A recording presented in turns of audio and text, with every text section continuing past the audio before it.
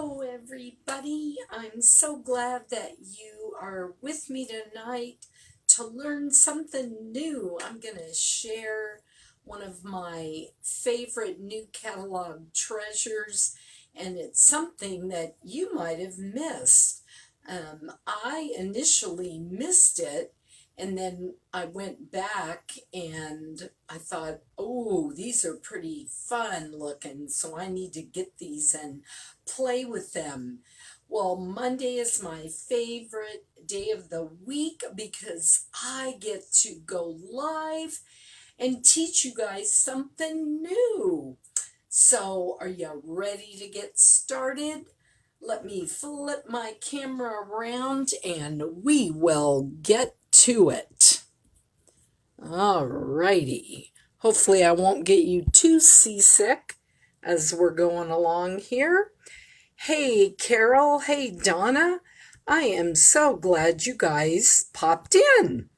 Well, oh my goodness. This is one of the hidden gems in the catalog. It comes in a plain, ordinary, black and white box, but when you open it up, almost spilled it on the ground, look what's inside. This is our Soft Pastels assortment, and it has got all these wonderful bright colors. Coastal Cabana, Daffodil Delight, Gorgeous Grape, Granny Apple Green, Mango Melody, Mossy Meadow, Night of Navy, and Poppy Parade. So let me show you. They are very easy to use, and you're going to be creating like an artist in no time. Well, hey, Diana Knapp from Kingston, North Carolina.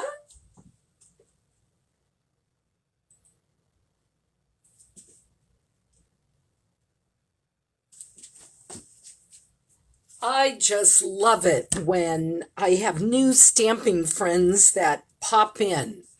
Okay, here is the project that I created, and I am going to show you some fun ways to use these pastels. So, the first thing, we needed a greeting. And I am using the Happy Birthday greeting from the Party Puffin stamp set. Don't you just love these little critters? I mean, it has a birthday hat, and this little fish has a little bow. I guess one of the little puffins is going to wrap up a little fish and give it to his friend. So, the first thing that I'm going to do is I have got a piece of 2 1/4 by 1 1/4 basic white cardstock. I'm going to take my Versamark pad and that happy birthday greeting, and I am going to stamp that right here on this piece. And then I am going to set this aside for the moment, and we're going to come back to it in a minute. Okay, now the next thing, I needed to create my floral arrangement that I'm going to use my pastels with. Now, I don't know about y'all, but sometimes when I'm using these big background stamps, they're a little unwieldy if you put them on a clear block, because you either have to turn it upside down, put your paper on here, or do it this way and then try to get it where you want it. So what I use is my Stamparatus. So what I did is I put this on here, and we'll just turn this over and pretend. I just centered my paper where I wanted.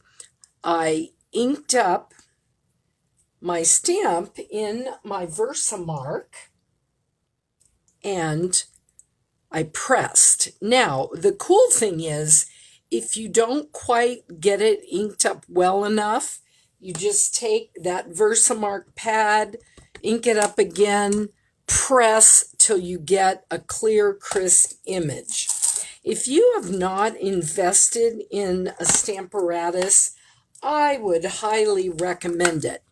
One of my customers has Parkinson's, and she bought this Stamparatus soon after it came out. And guys, it has just made her stamping so much easier. Let me say hello again to some new stamping friends. Melissa Mitchell from Finger Lakes. Wow. And Maria is here with us. Denise is here with us. Oh, you have a Stamparatus? Well, then you know what I'm telling you is true, right? All right, so what I did, I stamped this with my Stamparatus. Then I took my white embossing powder. I covered my image, tapped it off, and then I heated it up with my heat tool. Now, one thing that I've started doing that you might find helpful, this is just one of our regular stamp cases. You can buy them in a grouping. I think 4 or 5 come in there, maybe 6. So what I did is I popped that piece of black cardstock in here, poured my embossing powder on there, moved it around so I got it where I wanted it, tapped it off, and then I poured it right back here in my container. It made it so easy, not messy at all, and I was ready to go. So that's just a little trick to show you what to do. Now, we are going to create our starry background here. Sometimes it is known as a nebula. Well, a nebula in astronomy is an area in space, and it has kind of like a dusty, starry image. So we are going to create that right now. I'm going to take some of these pastels, and I am just going to rub it on a scrap paper. So I've got my daffodil. Then I'm going to take my granny apple green, and you might want to keep a wet paper towel or cloth nearby. If you get your dust where you don't want it, you can just swipe it up from your stamping surface. Next, I'm going to take my Poppy Parade, and I'm going to just scrape that, and then my Coastal Cabana. Okay. All right.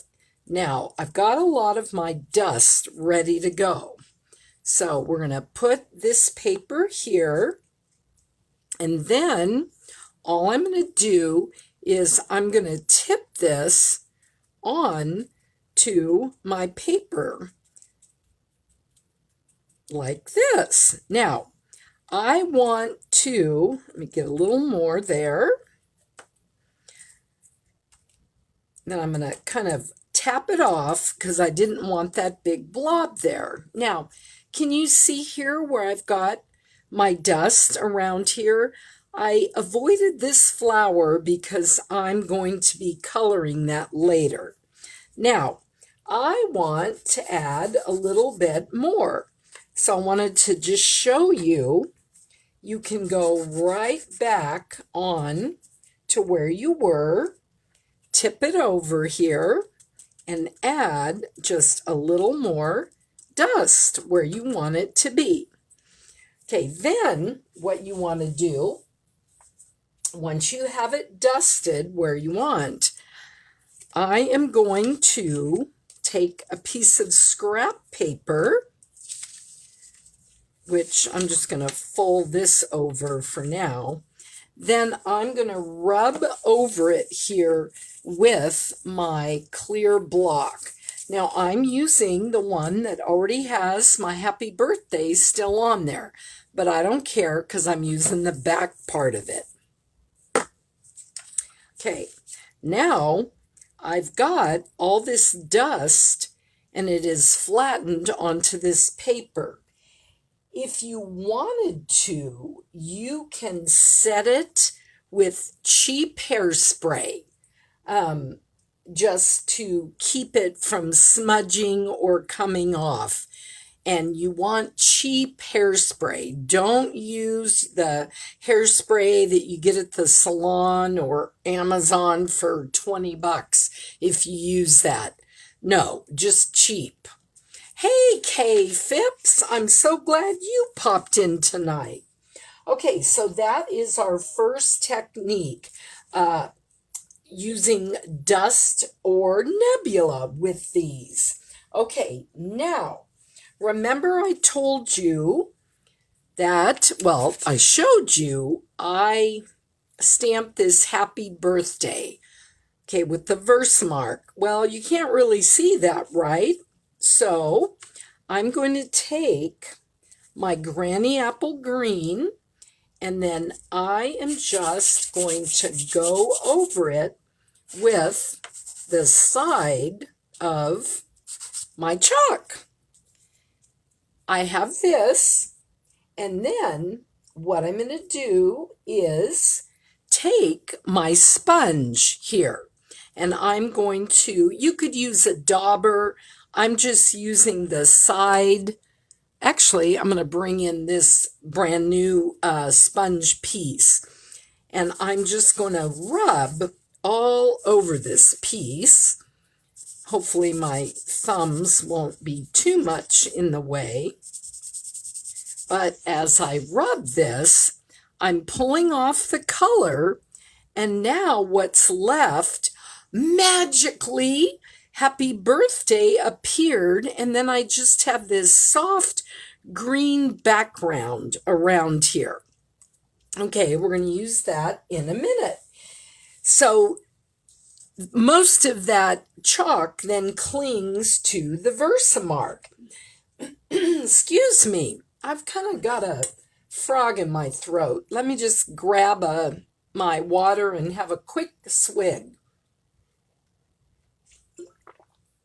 Now, I've used this particular piece several times for my dust, and I'm going to use it again here to show you the next technique, which is painting. How many of you like to paint? So I'm taking one of our new water pens, and I'm just going to squeeze on the barrel here and get the water flowing right onto my hand. Okay, then I'm going to take and I'm going to color basically all over this flower. Isn't that beautiful? No, it's just water, so of course you can't really see it. But I want to make sure I have it covered very well. And you could do this with this flower or this flower. I just wanted to make that the focal point. Next, I'm going to get my daffodil chalk and I'm going to color my flower. Okay, so I'm going to just color right here. Now, I'm not going to worry about getting this out to the tips because I'm going to show you about that in just a second. I want to take a little of my mango, almost grabbed the wrong one here, my mango, and I'm going to color in the center. And it's just going to make a subtle difference here. Now, okay, what I'm going to do is take my water painter again, and I'm going to spread it out to the tips. Can you see that? It's going all the way out here to the tips. And let me show you something else. See this piece right here? I can pick up even more color from that, so there isn't any waste.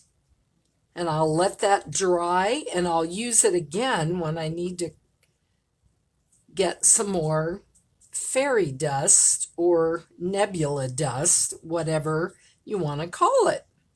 Okay, so we're just going along here, and where it's embossed, it just is going to go over that nicely. Okay, now I want to switch colors, so all I'm going to do is clean off my brush on my scrap paper. Now I want to take just a little bit of this Poppy Parade and put it in the center here, just to give it kind of a little contrast. Okay, now we're going to let that kind of dry over here for a minute. Then I took this Granny Apple Green piece, and it's actually 3 3/4 by 5 inches, and I ran it through my cut and emboss machine, and I used the Tasteful Textile 3D folder. I use this folder all the time because it is so subtle, and it just gives a cool little dimension on your card. Now what I'm going to do is I'm going to layer this onto a piece of 8.5 by 5.5 thick Whisper White cardstock scored at 4 1/4. So let me come in and just get a little bit of adhesive on this. I'm using my snail adhesive. No, I'm not. I keep saying that. My Stampin' Seal adhesive. There it is. I love this stuff, guys. It did take a little while to get used to it, but let me get this down, and then I'll show you a little tip. So we're going to angle this piece of Granny Apple. So if you're using your seal and you have trouble with the it advancing, all you have to do is get out your silicone mat and just rub it on here. It advances it, but there's no adhesive on the mat. And then, whoops, then it just starts advancing again. And I find why most people have trouble is they try to do it with the adhesive almost perpendicular to the paper, if that makes sense. You really want it to be almost flat, where it's, just almost parallel, and then it will advance very easily.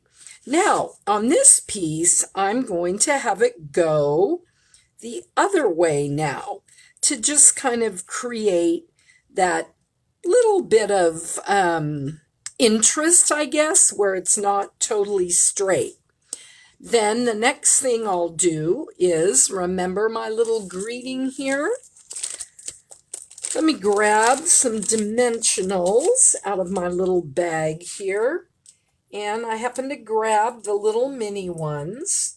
So I'll use those. Typically, I would use the big ones on this, but hey, it doesn't really matter. Whatever you have right next to your stamping table will work fine.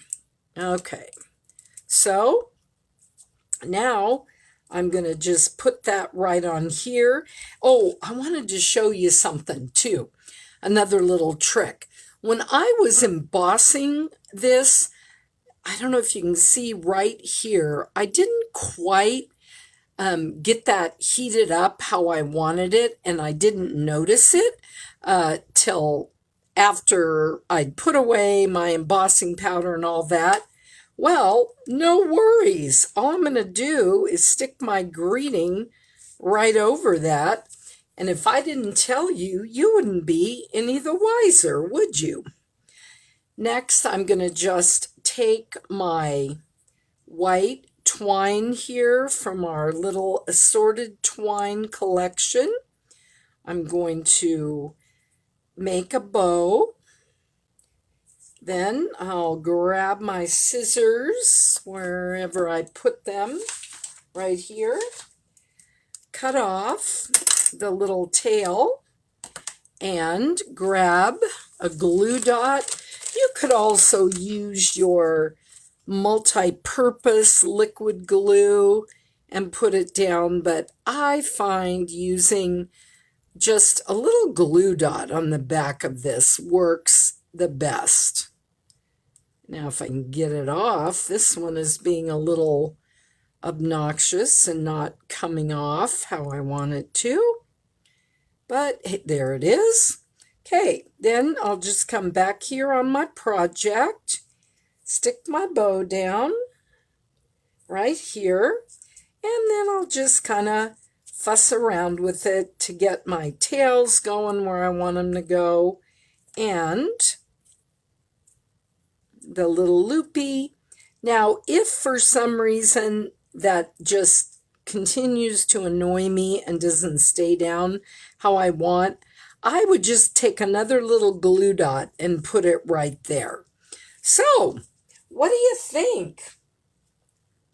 Do these pastels look like something fun that you'd like to play with? Well, you can get them at my Stampin' Up store, voila, which you can find right here. And if you have any questions at all about these guys, just leave them here in the comments and I'll answer them. So thanks so much for popping in tonight. Happy stamping, and I'll see you next time.